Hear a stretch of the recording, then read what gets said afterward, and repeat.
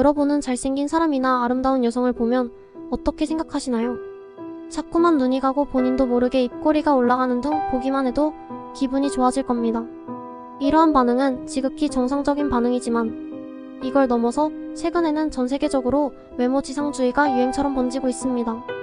하지만 이러한 외모 지상주의가 사람을 죽인 살인마에게도 반응하여 잘생기고 아름다우면 팬클럽까지 생기는 어처구니 없는 상황이 발생하고 있습니다. 그래서 오늘은 사람들이 그 사람의 범행 행각을 잊을 정도로 매력적인 외모의 범죄자들을 알아보고자 합니다. 첫 번째, 리처드 라미레스. 1965년 8월 한 남녀가 괴한에게 습격을 받습니다. 괴한은 남자의 머리에 총을 3차례 쏘고 여자를 성폭행한 뒤 금품을 갈취합니다. 그리고도 만족하지 못했는지 그는 여자를 구타하고 나는 사탄을 사랑한다 라고 말하게끔 협박합니다.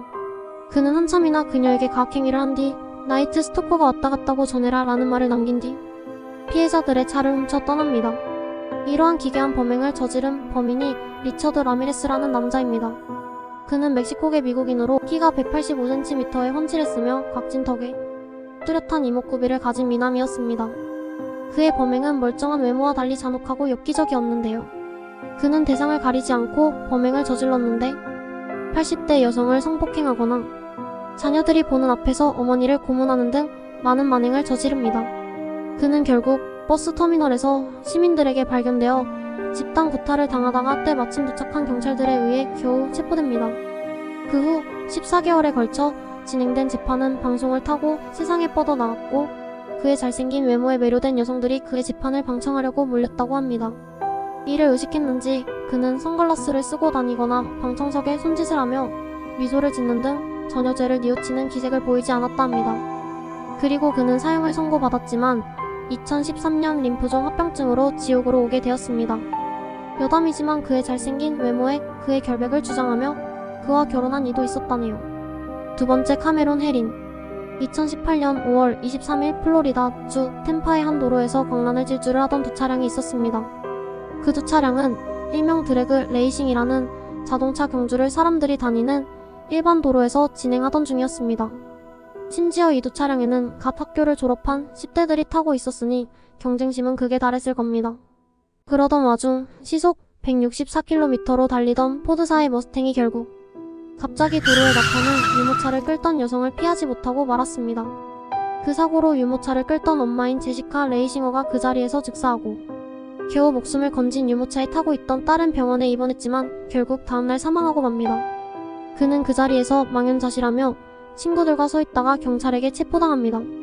그는 처음에는 30년형을 선고받아 항소하며 억울함을 호소합니다. 항소를 통해 감형을 받을 줄 알았던 카메론은 평소에도 과속을 즐기던 사실이 밝혀졌는데 최고로 시속 260km의 속도로 달린 적도 있었다고 합니다. 결국 그는 24년형을 선고받지만 이 재판 과정이 방송에 나가자 많은 여성들이 그의 외모에 감탄하고 맙니다.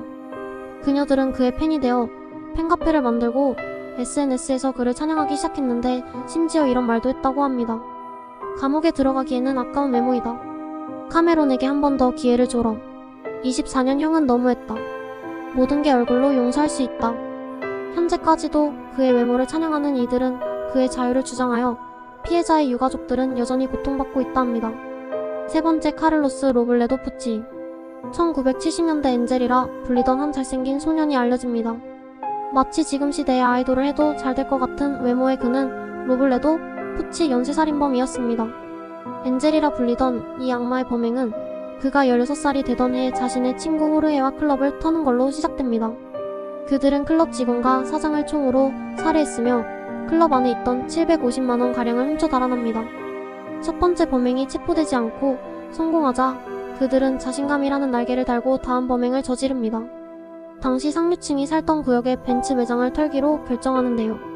절도 행각을 저지르던 도중 매장의 방 안에 있던 부부를 발견하고 남편을 쏴 죽이고 아내를 성폭행을 합니다. 다행히도 피해자들의 아이는 기적적으로 목숨을 건졌다고 하네요. 이러한 악마 같은 행보는 한동안 이어집니다. 그러다 결국 푸치는 1972년 2월 1일 체포되는데요. 그의 파트너와 매장을 털던 와중에 푸치의 파트너인 소모사가 금고를 열지 못합니다. 아무리 노력해도 금고가 열리지 않죠. 이 사이코패스는 금고를 열고 있던 소모사를 등 뒤에서 사살하고 맙니다.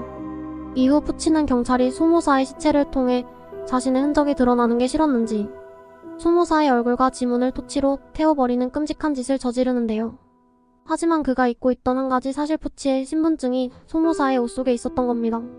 11건의 살인 그리고 17건의 강도 행각이 끝나는가 싶었지만 푸치는 교도관들의 감시가 수월한 틈을 타 탈옥을 합니다. 다행스럽게도 푸치는 탈옥한 지 64시간 만에 체포되어 종신형을 선고받아 50년이 지난 지금도 감옥에 있다고 합니다. 아름다운 외모와 달리 추악한 마음을 가졌던 그들. SNS가 발달한 요즘에는 범죄자들의 머그샷을 보며 그들을 핫한 범죄자들이라 부르고 그들의 보석금을 지급하겠다는 이들도 있다고 하네요. 인면수심이라는 말이 있습니다. 뜻은 인간의 탈을 쓴 짐승들을 지칭하는 말인데요. 이들은 인간의 탈을 참 잘도 골랐네요. 이상입니다. 다음에 또 봐요.